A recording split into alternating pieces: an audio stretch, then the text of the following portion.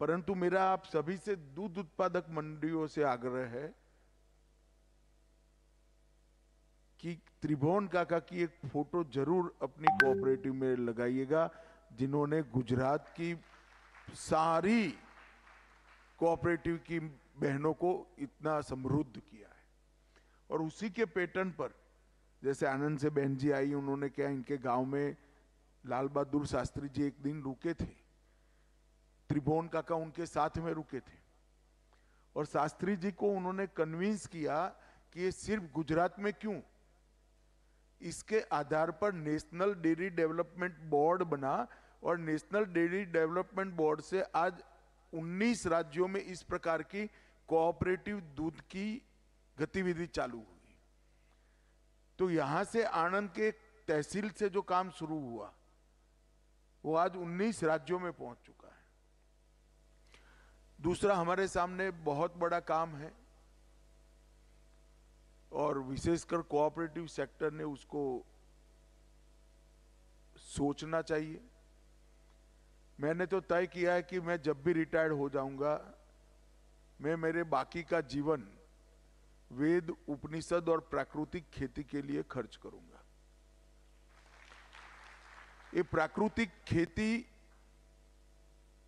ये इस प्रकार का एक वैज्ञानिक प्रयोग है जो कई प्रकार के फायदे देता है।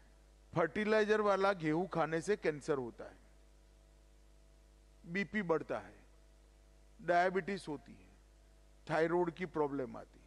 शुरू शुरू में तो हमें मालूम नहीं पड़ा। तो खाने वाले के शरीर को अच्छा रखने के लिए फर्टिलाइजर, केमिकल बगैर का खाना खाना,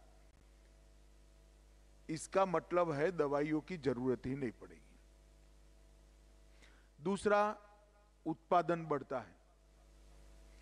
मेरे खेत पर मैंने प्राकृतिक खेती अपनाई है।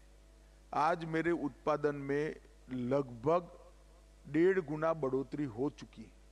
मैं जब गृह मंत्री बना तब सारे लोग मुझे कहते थे बड़ा महत्वपूर्ण विभाग आपको मिल गया, देश का गृह मंत्री होना। सरदार पटेल साहब थे तो बहुत बड़ी बात होती है गृह मंत्रालय। मगर जिस दिन मुझे सहकारिता मंत्री बनाया उस दिन मैं मानता हूं कि गृह मंत्रालय से भी बड़ा डिपार्टमेंट मुझे मिल गया है, जो देश के गरीबों के लिए काम करता है, किसानों के लिए काम करता है, गांव के लिए काम करता है, बोल नहीं पाते ऐसे पशुओं के लिए काम करता है। आप सब भी कोऑपरेटिव से जुड़े हो, बहुत सम्मान के साथ काम करिएगा। आप लोगों को मिलकर अच्छा हुआ।